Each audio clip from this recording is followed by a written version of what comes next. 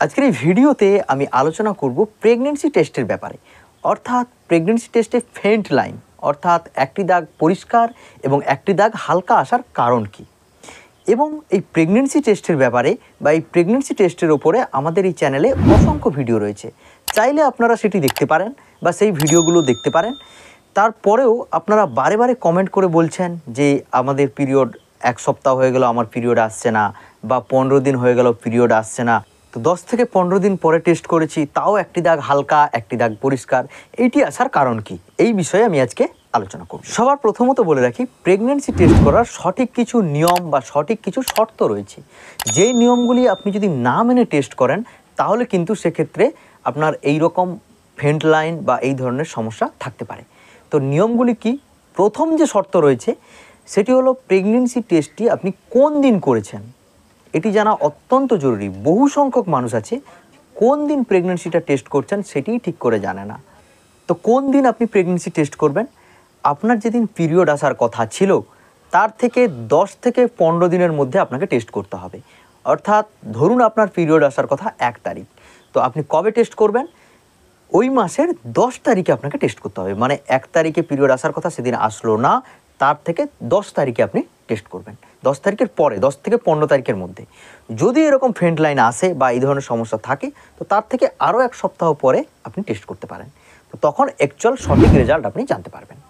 এবং দ্বিতীয় যে শর্তটি রয়েছে সেটি হলো কোন কিটে আপনি টেস্ট করছেন। আপনি প্রেগন্যান্সি টেস্ট কিটটা কোন কিটে আপনি করছেন এটি জানা অত্যন্ত জরুরি, কারণ বাজারে অনেক ধরনের কিট পাওয়া যায়।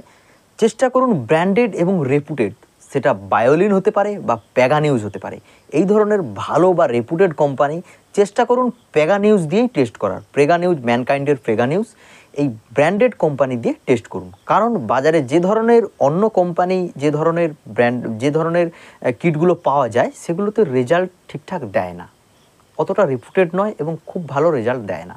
তো আমি কারো রেকমেন্ড করছি না। তো আমি বলছি যে যদি ভালো রেজাল্ট পেতে হয় তাহলে কিন্তু ম্যানকাইন্ডের প্যাগানিউজটাই ব্যবহার করুন। এবং তৃতীয় যে শর্তটি রয়েছে সেটি হলো আপনি কোন সময়ের ইউরিনটা দিচ্ছেন, এটি অত্যন্ত ভাইটাল পয়েন্ট।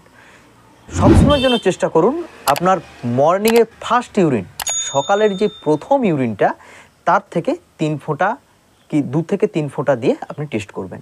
বা এটাও হতে পারে অনেকে কি করে, সকালের ইউরিনটা সকালে ধরে রাখলো, বিকেলে টেস্ট করলো, সেক্ষেত্রেও হবে না। তো সেক্ষেত্রেও রেজাল্ট ভুলভাল আসতে পারে, কারণ সেক্ষেত্রে কেমিক্যালি চেঞ্জ হয়ে যায়। সবসময়ের জন্য চেষ্টা করুন সকালের প্রথম ইউরিনটা দিয়ে প্রেগন্যান্সিটা টেস্ট করার। এবং চতুর্থ যে পয়েন্টটি হতে পারে সেটি হলো আপনি যে ইউরিনটা ধরছেন তো কোন পাত্রে ধরছেন সেই পাত্রটি যেন পরিষ্কার পরিচ্ছন্ন থাকে। ভালো করে দরকার পড়লে আপনি গরম জল করে ফুটিয়ে নেবেন, কারণ সেইটা খুব দরকার আছে, ওইটা যেন পরিষ্কার পরিচ্ছন্ন একটি পাত্রে ধরেন। তো সেখান থেকে যদি আপনি টেস্ট করেন আশা রাখছি রেজাল্টটা ভালো আসবে বা ঠিকঠাক আসবে। এতক্ষণ আলোচনা করলাম যে প্রেগন্যান্সি টেস্টটা কিভাবে করবেন। এরপরে আসি আসল কথায়, যে প্রেগন্যান্সি টেস্টে এই ফেন্ট লাইন আসার কারণ কি, প্রধান কোন কোন কারণে মূলত একটি দাগ পরিষ্কার এবং একটি দাগ হালকা আসে। প্রথমত বলে রাখি, প্রেগন্যান্সি টেস্ট কিটে যে 2টি দাগ আসে এটি মূলত নির্ভর করে হিউম্যান এইচসিজি হরমোনের উপরে। তো এই হরমোনটি নিঃসৃত হয় বা এই হরমোনটি তৈরি হয় প্লাসেন্টা থেকে। তো প্লাসেন্টা জিনিসটা কি? যখন একটি মহিলা যখন প্রেগনেন্ট হয় তো ওর প্রেগনেন্ট মহিলার ভ্রূণ থেকে মায়ের মধ্যে প্রত্যেকটা পুষ্টি পদার্থ যেমন রক্ত, বিভিন্ন রকম পুষ্টি খাদ্য উপাদান, সব ধরনের পুষ্টি কিন্তু ওই প্লাসেন্টার মাধ্যমে আদান প্রদান হয়। তো এই প্লাসেন্টা আপন নিয়মে এই হিউম্যান এইচসিজি হরমোন নিঃসরণ করে।